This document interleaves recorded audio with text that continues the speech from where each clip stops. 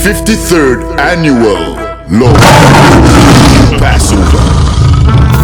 53rd Annual Lord's Passover is going to be held down here in Florida. It's going down. You're here tonight to get a chance to be righteous enough to be worthy of God coming to save you. That's right. It's going down. The Lord's 53rd Annual Passover. When we say we no cowards, we talk that business. We no cowards up in here. Book your hotels now at the Holiday Inn Express and Suites, the IHG Hotel, 301 Tucker Lane, Cocoa Beach, Florida, 32926.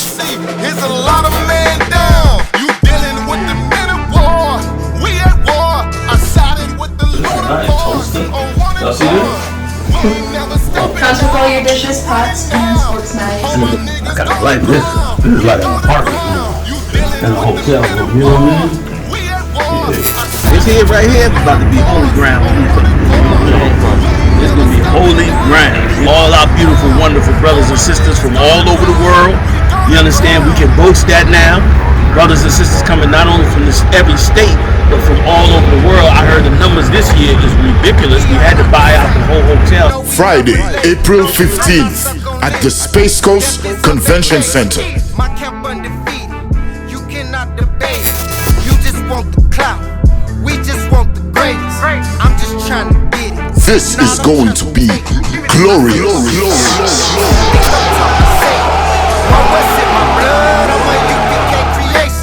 We don't give a fuck, you can see it in our faces.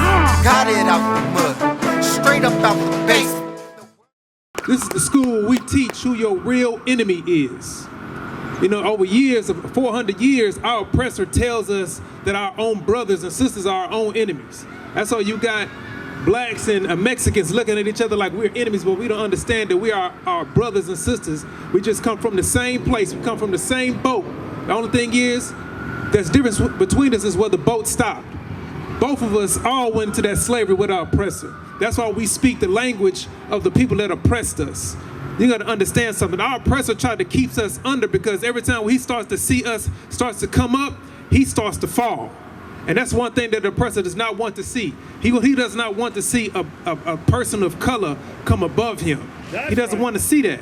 Because when you see a person of color above him, that's when he knows that a black man or a Mexican man, everything that you see on this earth, we have created. Right. And when you see those people come together, that's a downfall for your own nation. Right. You know what I'm saying? You seeing the mindset that these people have, like we build stuff to make things easier for ourselves because why? We the people that were under the boot. That's right.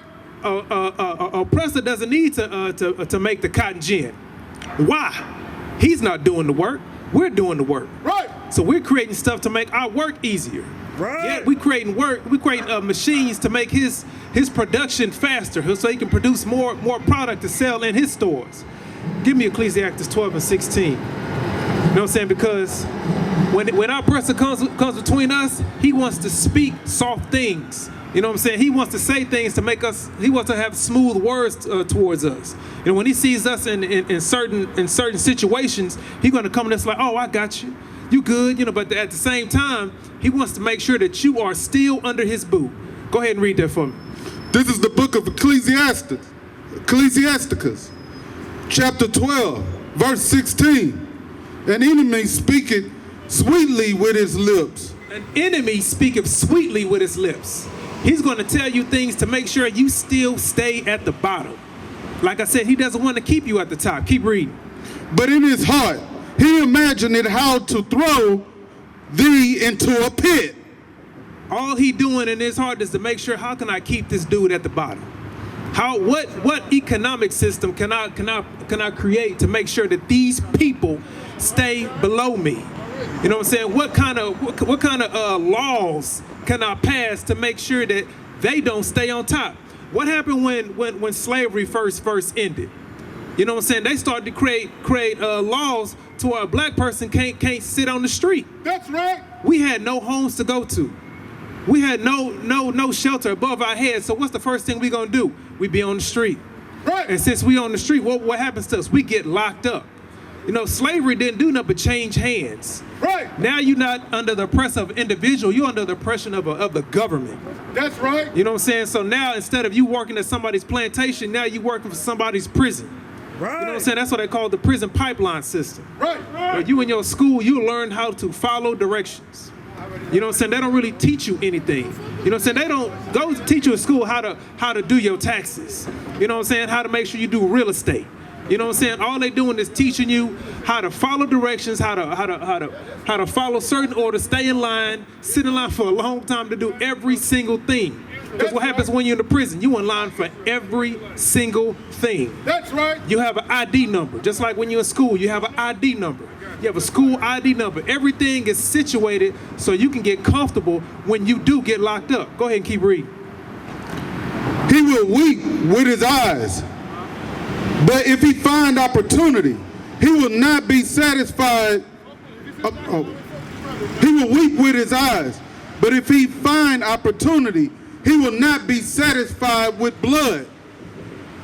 No matter how much he see you suffering, even when he see you bleeding out in the street, our brothers and sisters are killed daily by the quote unquote people that supposed to police us. That's right. You know what I'm saying? No matter how many times our brothers and sisters are being shot in the back from running away, he's still not satisfied. Right. We getting killed chilling on the couch eating ice cream. Right. You know what I'm saying? We getting killed on the streets of our little brothers and sisters is outside in the playground playing. You know what I'm saying? It doesn't make no matter what we doing. That's sleeping right. in the bed, they kicking in the door, shooting it up. You know what I'm saying? Like our blood still has no satisfaction for their heart. Because at the end of the day, a dead nigga is a good nigga. That's right. That's what it is. He is no threat to me if he's dead. I mean, no matter how young he is, because when they see our young brothers and sisters, they see he can grow up to be a threat to our people.